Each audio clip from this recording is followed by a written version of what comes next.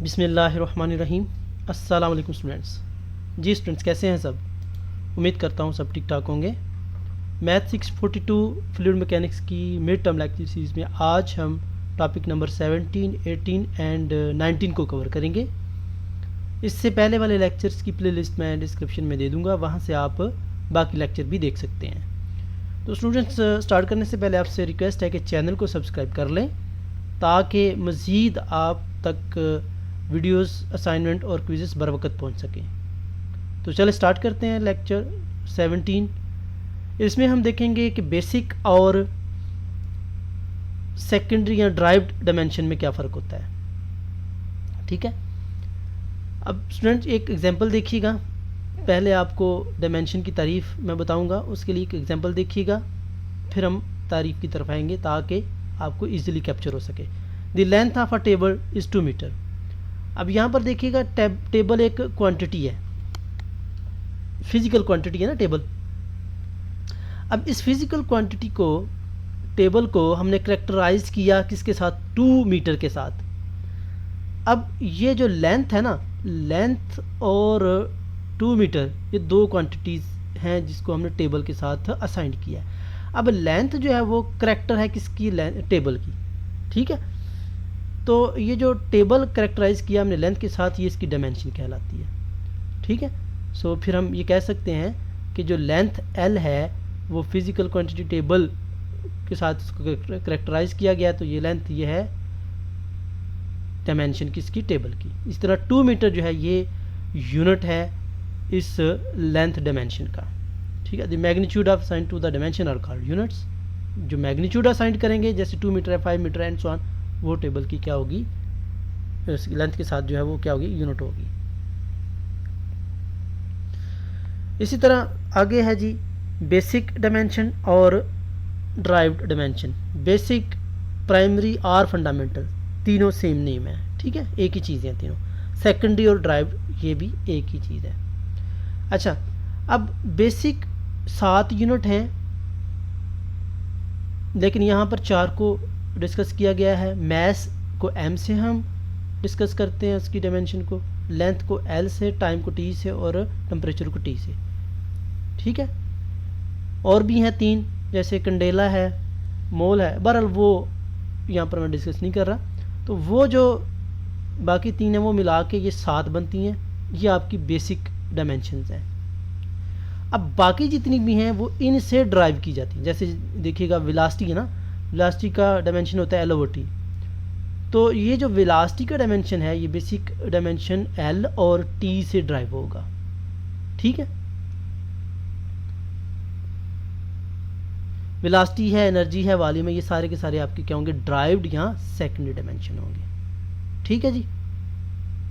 अब इन डायमेंशन को, जितने भी यूनिट्स हैं उनको शो करने के लिए 2 सिस्टम यहाँ पर दिए गए हैं। एक USC सिस्टम, इंग्लिश सिस्टम यानी United state customary system, and SI system.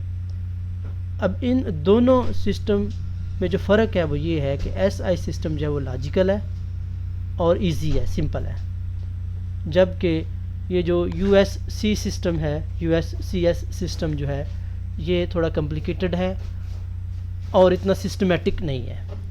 For example 12 inch is equal to होता है 1 फीट के, जबकि दूसरी जगह ये कह रहा है 1 माइल इज इक्वल टू होता है 5280 फीट के।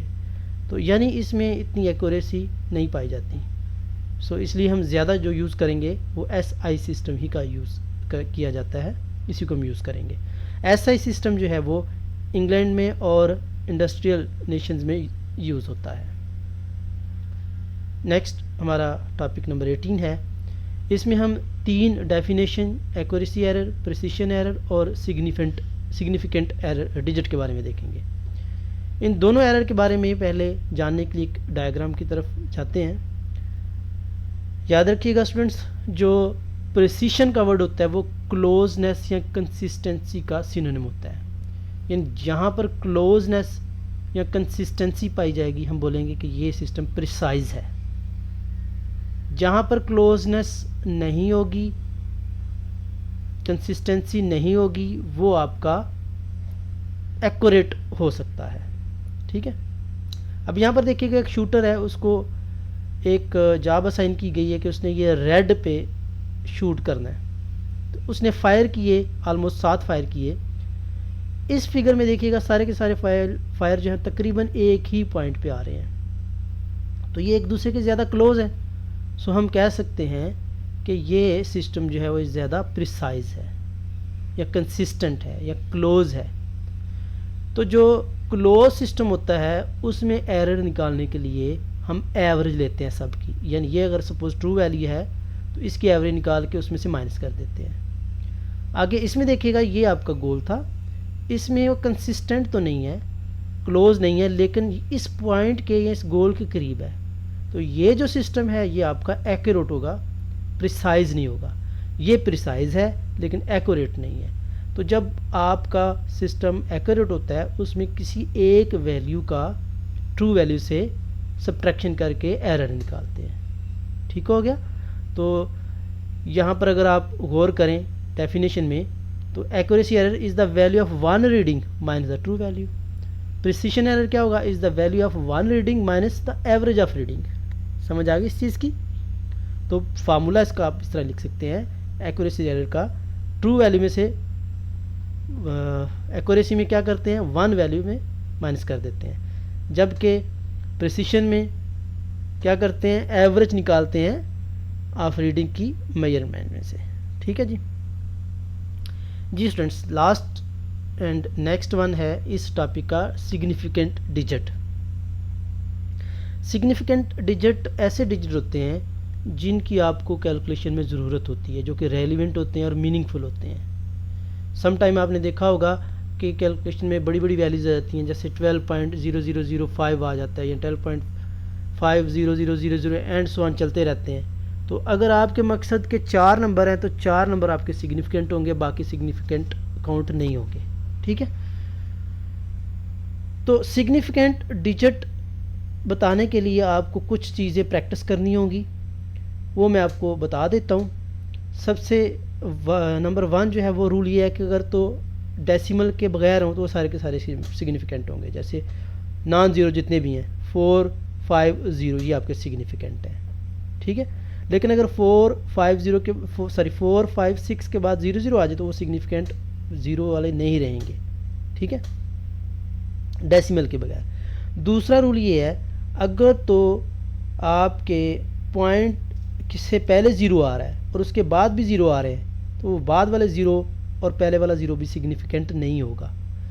तो इन तमाम वैल्यू में आपको मैं नंबर ऑफ़ सिग्निफिकेंट डिजिट बताता हूँ कितने हैं, आप भी प्रैक्टिस कीजिएगा। 1200.00 यानी पॉइंट से पहले 0 आते गए लेकिन इसके पहले भी नॉन ज़ीरो हैं, तो ये सारे के सारे सिग्निफिकेंट होंगे। और पॉइंट के बाद 0, 0 जो है ना ये भी सिग्निफिकेंट होगा। क्यों सिग्निफिकेंट होगा, क्योंकि इसको हमें कैलकुलेशन में लेके आना है। ठीक है। इसी तरह 5.00 नंबर ऑफ़ सिग्निफिकेंट डिजिट कितने हो गए, 3 हो गए, इसमें 6 हो गए। ठीक है, इसमें 3 हो गए, इसमें भी 3 होंगे।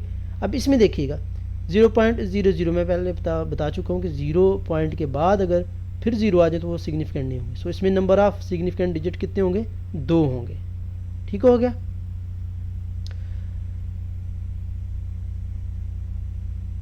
जी नेक्स्ट हमारा टॉपिक नंबर 19 है। इसमें हम मज़ीद कुछ डेफिनेशन देखेंगे। सबसे पहले प्रॉपर्टी की डेफिनेशन क्या होती है। अब किसी भी सिस्टम को किसी ख़ास लेंथ से या किसी ख़ास वेरिएबल से हम असाइन करते हैं। जैसे अगर मौसम है, वेदर है, तो वेदर को हम असाइन करते हैं किसके साथ, टेम्परेचर के साथ। वो ये जो टेम्परेचर है ये वेदर की प्रॉपर्टी है बेसिकली। ठीक है। इस तरह कोल्डनेस को भी हम टेम्परेचर के साथ असाइन करते हैं। इसी तरह अगर किसी चीज़ के ऊपर अगर कोई फोर्स लग रही है तो उस फोर्स की एक प्रॉपर्टी प्रेशर होती है, प्रेशर के साथ उसको हम असाइन कर रहे हैं। यानी किसी भी सिस्टम का करैक्टरिस्टिक जिससे उसको डिनोट किया जाता है वो उसकी प्रॉपर्टी कहलाती है। तो कुछ प्रॉपर्टीज़ हमारे पास फेमिलियर हैं। कौन कौन सी हैं, प्रेशर है, टेम्परेचर है, वॉल्यूम है एंड मैस है। ये हमारी फेमिलियर प्रॉपर्टीज़ कहलाती हैं। ठीक है। कुछ लेस फेमिलियर प्रॉपर्टीज़ भी हैं जैसे कि विस्कोसिटी है, थर्मल कंडक्टिविटी है, मॉड्यूलस ऑफ इलास्टिसिटी है, एंड सो ऑन। अब प्रॉपर्टी दो तरह की होती हैं, एक इंटेंसिव प्रॉपर्टी और एक एक्सटेंसिव प्रॉपर्टी। दोनों को समझने से पहले एक एग्जांपल देखिएगा, फिर आपको समझ आ जाएगी।